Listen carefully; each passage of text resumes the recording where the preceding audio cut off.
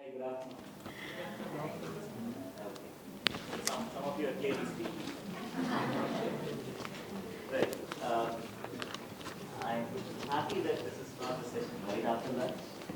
Right away,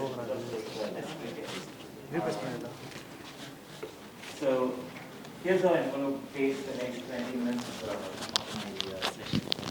Sorry, is it? It's audible. Okay. You want to keep it here? Okay. Okay. So I'm going to divide my session into three parts. One is setting context from a disability standpoint, how a user sees it from the lens of a user. Second, I'll talk about my personal journey and how I ended up at R2D2 lab at IIT Madras, and then our journey as an entrepreneur. From a context standpoint, I want to start off, okay, before that, I want to know who my audience are. How many 80 innovators here? Show of hands. Okay, smaller population. How many, this is bound to happen? Okay, how many clinicians, physiotherapists, occupational therapists, medical doctors, psychologists? Okay. Special educator, how many special educators? Okay, that's a good population. Yeah, anyone I'm missing, can you just call out? Families, parents. Families, caregivers, NGOs. Okay, awesome. It's a mixed Academics. population. All right, okay.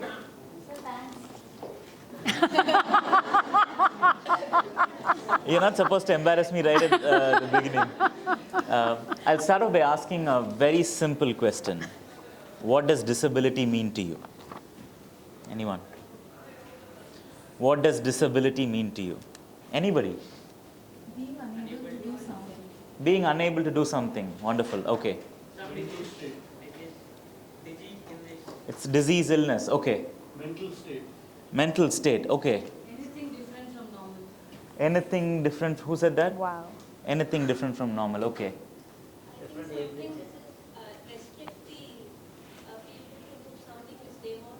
Restricting people to do something. Can you? From what perspective? From the person perspective or what? From the person. Okay, wonderful. I needed to clarify that. And for the rest of you who are not probably talking about this, is there somewhere in your mind, somewhere deep within, are you thinking disability means lesser ability? Okay, if that be the case, why are expectations for persons with disability grossly lesser compared to a person without disability? The expectation out of a person with disability is lesser, right? Why is it so? So somewhere subconsciously, unconsciously, we formulate it. See, it may not be true for a caregiver or a person with a disability, but for the large majority of the population, somewhere deep down, there is this perception that disability might be lesser ability. Otherwise, why are the expectations low from a person with disability? Correct? Obviously, disability has nothing to do with the person. What does the United Nations definition say? Disability is not attributed to the person, it's attributed to the environment. I have a physical environment. You use your legs to walk from point A to point B. I use a wheelchair. I get disabled when I see something like this, a flight of stairs or something. So it's not associated with the person.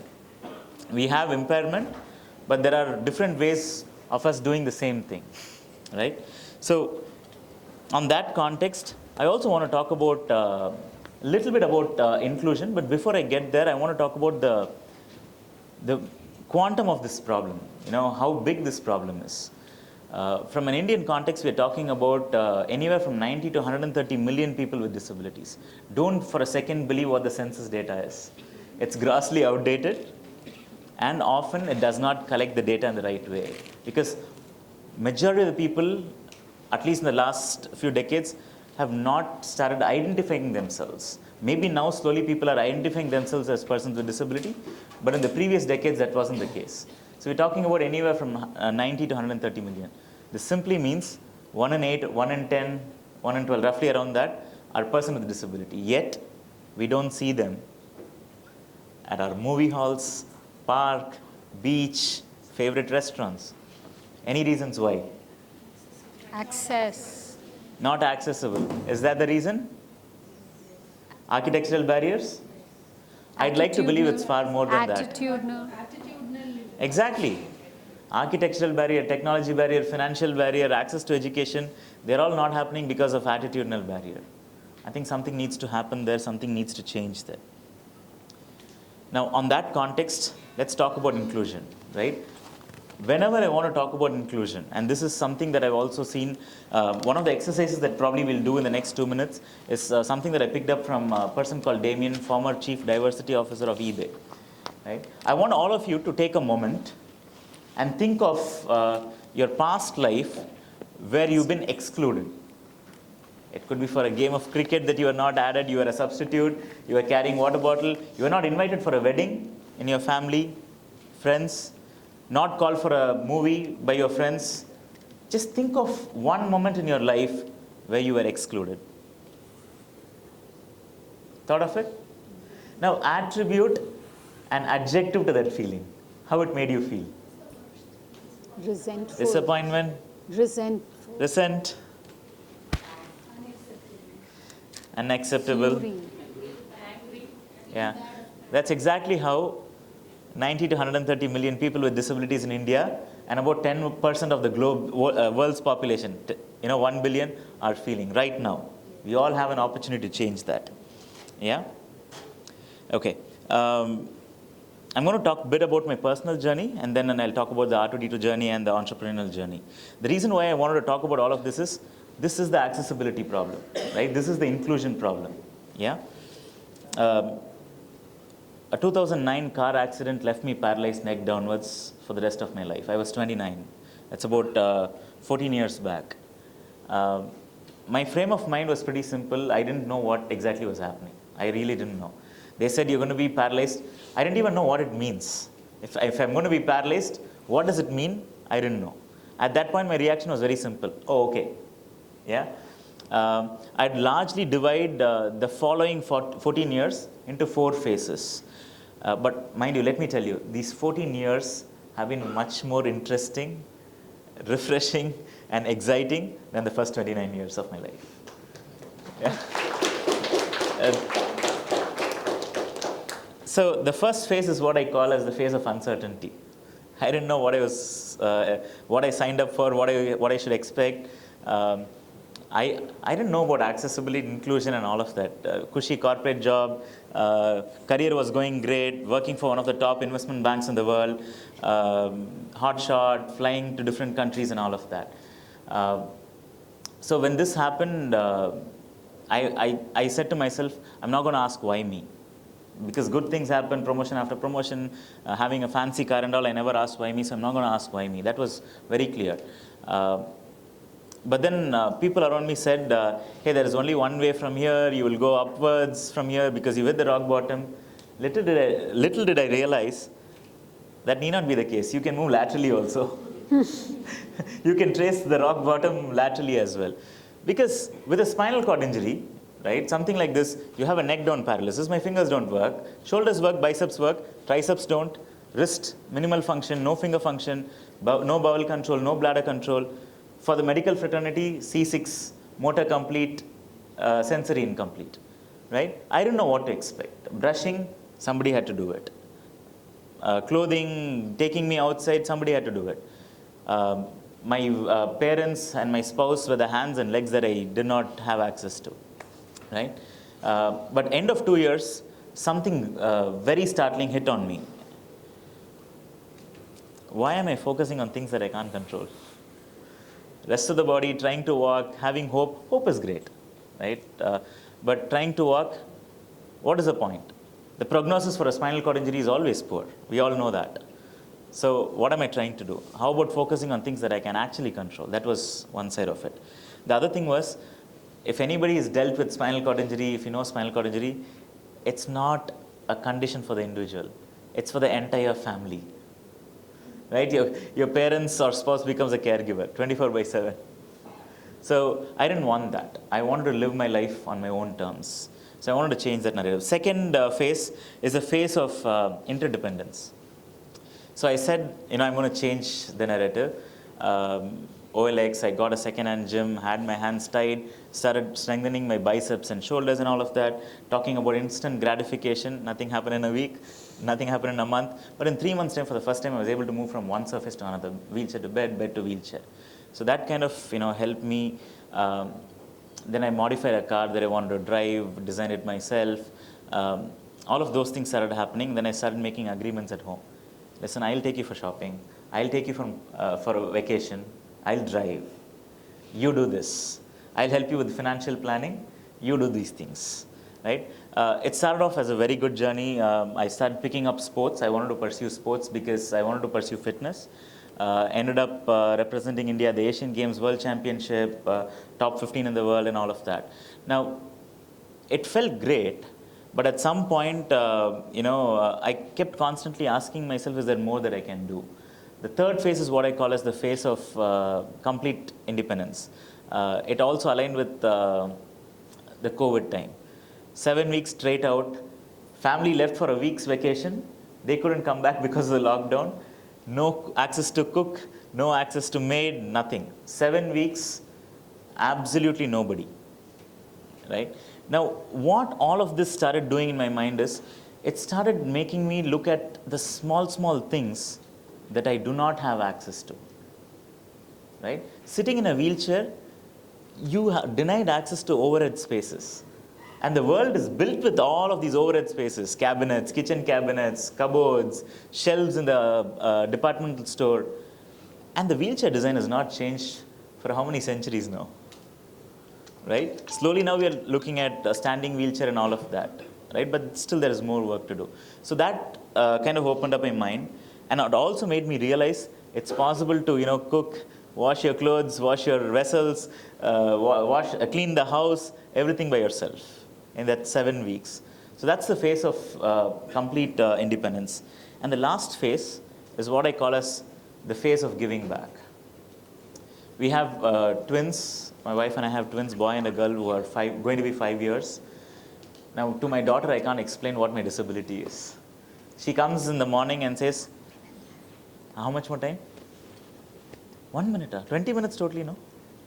We started off late, huh? 15. Okay, I'll rush. So then, okay, all of these happen. After 2 decades of corporate experience, I thought enough is enough. It's time for me to focus on disability innovation. And that's when, I had a discussion with Prof. Sujata. And somebody like Prof. Sujata is a level 5 leader. If you don't know what a level 5 leader is, you should Google it up.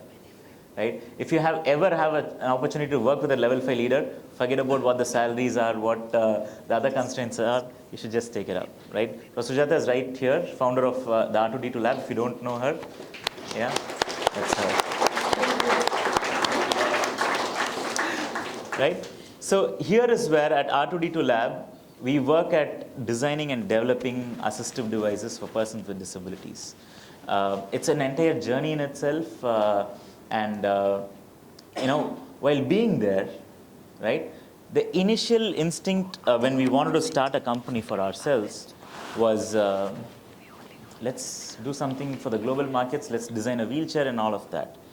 We did that two years back, and we formed a company. There are co-founders, engineers among ourselves, business folks and all of that. But I'll tell you what this entrepreneur's journey has taught me. We started off with what? And that's a mistake. If you're an entrepreneur and if you're working on a particular device, please reevaluate your strategy. The what is not important. Try to understand the why. If there is no good purpose, if you're only focusing on what, you'd probably be successful for a year or two. It will not be a lasting company. That's a very, very important lesson that I've learned. Therefore, we re-visualized the entire thing, and our why is to inspire ability in the community among people, to reimagine mobility so that it's universal, so it's accessible for everyone. If that why is not in place, whatever you do in terms of your what, it doesn't matter, right? Then comes the how. How do you want to do it? Have some guiding principles. Keep it user-centric, keep it affordable, keep it meaningful, and also aesthetic. Pair of spectacles, style statement, but it's also an assistive device. Unfortunately, wheelchair, universal symbol of disability. We want to make it as cool as possible so that everybody feels good about it. But not just wheelchair, entire mobility component that we're looking at. How much more can we squeeze in? So it's a toss-up between taking a few more minutes for you to talk or leaving questions for the audience. Okay, how do you want this? Questions or talk? Okay, all right. So we started, framing that vision with guided by the why. So right now, anybody in our team, if they come up, and that's also something, secretly I've stolen from Prosujata as well. I've always seen her, there is a vision she has, there is a cause, there is a purpose. And whatever ideas, if it aligns to it, I've never seen her question that. She said, let's do it.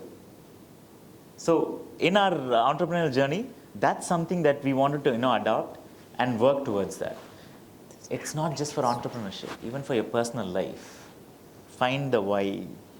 That is very important. When you find the why, it will be built to last. I'll give you a small example. How many of you are familiar with Langley? Langley, the guy in Langley. Okay, so early 1900s, $50,000 the government, US government gives him. He's given the best team in the world to work on a particular project. The best team. He works on it, he fails. 200, 300 miles away from him, there is a team, 2 brothers, cycle shop owners. Now you must have gotten a clue. Cycle shop owners, no big funding, no world-class team. They came up with something. Why do you think they came up with something? Langley here was trying to create an aeroplane. These guys were creating something that can make people fly. With a passion, driven by passion. That is the power of why, right?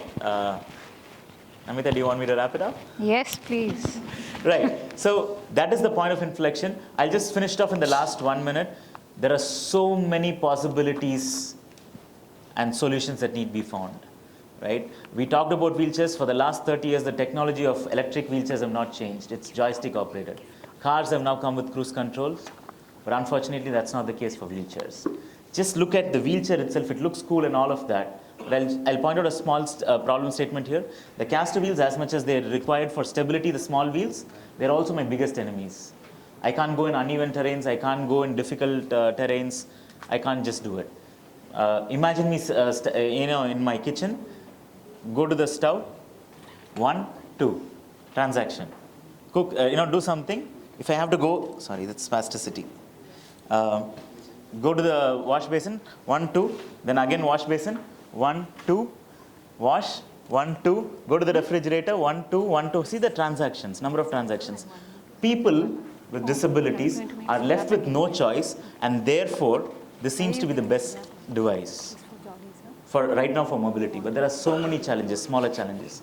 Like this, I'm just talking about wheelchairs. For every single device, there are a lot more. I think in this entrepreneurial journey, this is the best moment of my life. I can clearly say in the last 1-2 years what we've learned. Every day when I wake up in the morning, it helps me find reason to enable myself and not excuses to disable myself. Thank you.